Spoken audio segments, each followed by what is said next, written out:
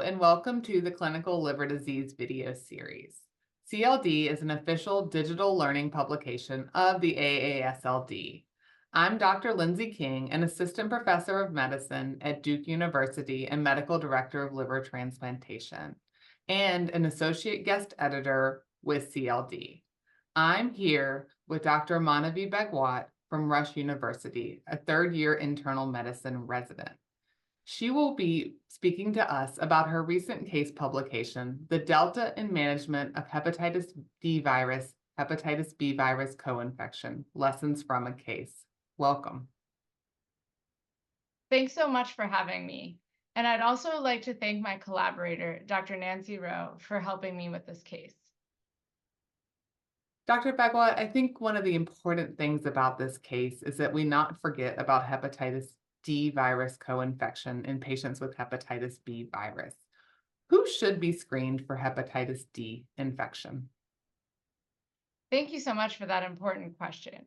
So guidelines previously opted for a risk-based screening approach with one of the risk factors being the location of the patient. One of the locations that is more high risk is in East Asia, specifically in Mongolia. But there are other locations that are also considered high risk. However, the guidelines are moving towards a universal screening approach for everybody that is infected with hepatitis B.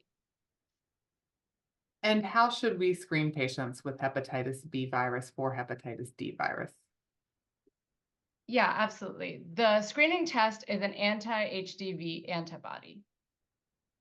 And is there a confirmatory test if that antibody is positive?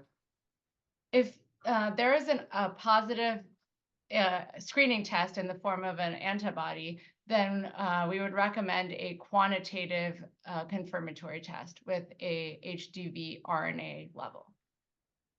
And why is it so important that we recognize that patients with chronic hepatitis B virus infection can be co-infected with hepatitis D virus and screen for it?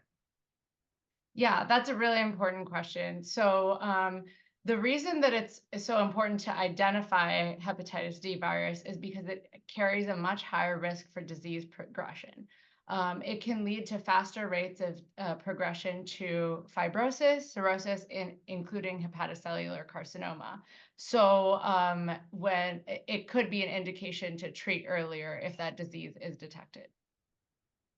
And is there a treatment specifically for hepatitis D virus? In the United States, pegylated interferon gamma is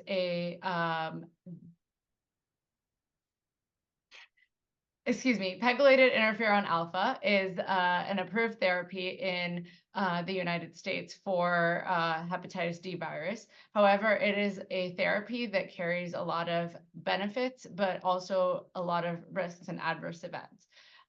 There are many emerging therapies that are kind of on the horizon. One of them is bulevirtide, which has some conditional approval in the European Union. And this, among other therapies, may be coming to the United States soon. Thank you so much. I think this really highlights the importance of not forgetting about hepatitis D virus infection in patients with hepatitis B virus infection. And thank you all for joining us on behalf of the CLD team. I hope you found this video useful. For more information about this case and other Liver Rounds articles, please visit us at www.cldlearning.com. Thank you again for watching. Thanks so much for having me.